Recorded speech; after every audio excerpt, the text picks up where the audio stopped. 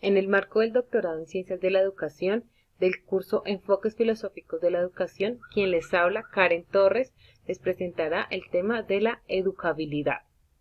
Para iniciar, el significado de la educabilidad es la cualidad o capacidad humana que tiene un individuo para educarse y aprender. Herbart acude a la definición como un concepto fundamental de la pedagogía, que es la educabilidad del alumno. De la educabilidad evolutiva se hallan rastros de las almas de los animales más nobles, pero la educabilidad de la voluntad para la moralidad solo la reconocemos en el hombre. Es decir, el ser humano es educable pues tiene la capacidad de razonar a diferencia de los animales, pues estos actúan por instinto. La educación ocupa un lugar importante, ya que es un proceso de transformación que opera al individuo, llevándolo al perfeccionamiento y plenitud humana, pues acciona dos elementos, la capacidad de influenciar y la capacidad de ser influenciado. Fernández, el hombre es un ser influenciado, no hacerlo implica libertad, por tanto sería susceptible a transformarse. La educabilidad permite al ser humano la habilidad de ser mejor, para formar su personalidad. Existen tres aspectos alrededor de este tema. La plasticidad. Esta le permite transformarse y ubicarse en la sociedad, moldeando su personalidad. La evolución animal y la relación exclusiva al hombre o categoría humana. Sus principales características son: personal, en la medida que educarse es un derecho individual y social. Intencional, corresponde a la interacción entre yo mismo y el mundo, según los fines educativos. Dinámica, el individuo aprende de diversas formas, mediante la interiorización de su mundo, reconociendo la libertad y la autoridad. Necesaria, el individuo está en constante búsqueda de su autorregulación, personalización y socialización. Los límites de la educabilidad. De acuerdo con la naturaleza humana del ser, el individuo posee unos determinantes que lo preparan y lo forman como individuo único en la sociedad. La educabilidad es considerada como el límite de la educación. Según Carrasco, los determinantes de la naturaleza humana son sus límites fronterizos, el biopsíquico, el espiritual y el social. A través de actuaciones conjuntas pero interrelacionadas, definen el espacio de la educabilidad. Así, de acuerdo con la naturaleza humana, los límites se agrupan de acuerdo a la herencia, pesimismo pedagógico; el ambiente, optimismo pedagógico; y herencia y ambiente, optimismo moderado. A continuación se detallarán cada uno. La herencia. Lo congénito es la base de toda conducta. Cambroso afirma: lo congénito será llevado toda la vida. Así pues, no se decide si el ser tiene grandes capacidades para sobresalir o más bien para ser opacado. Schopenhauer también aportaba: con el carácter benévolo maligno es algo innato o inmutable. Entonces, la educación al respecto, ¿qué puede hacer? Poco o nada, porque su genética es la condición humana. En el ambiente, optimismo pedagógico, en la formación de la personalidad intervienen factores ambientales que obran de modo decisivo. Quintana menciona dos vertientes: la sociológica, que tiene la fuerza moldeadora de individuos que se configuran según su grupo, apoyando Marx y Owen en que el hombre es producto de sus relaciones sociales.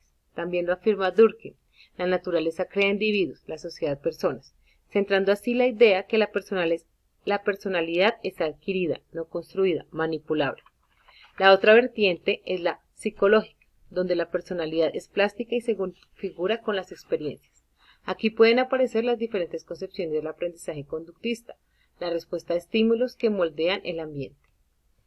Es así como vemos que la educación como instrumento moldeador, donde todos los sujetos son manejables, quizás atribuyéndole una categoría omnipotente, pues desde aquí se configura el ser. Y la herencia y el ambiente. Solamente la interrelación de ambos vectores, herencia, que determina el límite, y el ambiente, pueden permitirnos una aproximación a la explicación de educabilidad. Según Castillejo, admite la capacidad de hacerse, de autorrealizarse, en cambiar definitivamente. Aquí la educación adquiere un estatus más alto, pues se hace énfasis al poder, a los estilos cognitivos óptimos, a la calidad cognitiva y al aprendizaje por descubrimientos. Así, renombrando a Kant, el hombre es lo que es por la educación, o a Brunner: la educación desarrolla al hombre plenamente. Las limitaciones generales de la educabilidad están sujetas a dos acontecimientos de capacidad humana al autodesarrollo. Por un lado, está la naturaleza del hombre, El hombre, siendo un individuo libre, que contradictoriamente está condicionado por normas, creencias, tradiciones, por la sociedad, admitiendo el fatalismo, siendo el lado limitador. Por otro lado, la naturaleza de la intervención educativa, pues el individuo debe ser educado con objetos educativos sociales, no es educado por sí mismo, sino por aportar a la sociedad. Allí las limitaciones de la intervención técnica, el educador no puede presentar algo absoluto, pues el saber está en constante cambio o transformación. La espiritualidad del ser humano.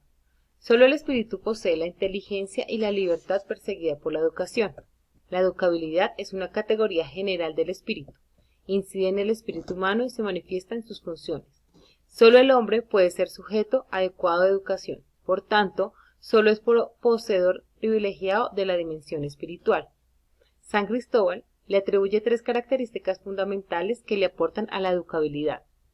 La primera, la personal, porque se da en las personas, en el espíritu de cada ser vivo. Segundo, es relacional, porque la educabilidad posee una relación del espíritu con las cosas. Y el tercero es activa, por la operatividad que posibilita la realización del espíritu humano. No se adquiere, sino que se actúa. El ser crea sus propias ideas dando sentido a sus emociones y vivencias. Es ahí donde se da la apertura a la educabilidad. La educabilidad surge de la unidad sustantiva del hombre como persona, siendo la persona una expresión de la naturaleza y del espíritu, porque aún sin educación el hombre es un ser esencialmente abierto, porque es y puede ser precisamente este poder donde se localiza la educabilidad. La educación hace la totalidad del ser humano. Las conclusiones que puedo generar en este trabajo las categorizo en: la primera, en lo conceptual de qué es educabilidad. El hombre es un ser racional, su espiritualidad lo lleva a su autorrealización, es decir, a través de la educabilidad, considerándolo un proceso constante donde intervienen diferentes aspectos que relacionan y construyen el ser. La segunda, en cuanto a la importancia de la educación.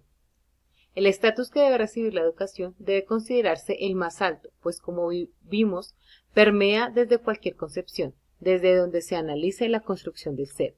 Es allí donde las investigaciones en procesos educativos deben estar encaminadas a la autorrealización de los aprendices.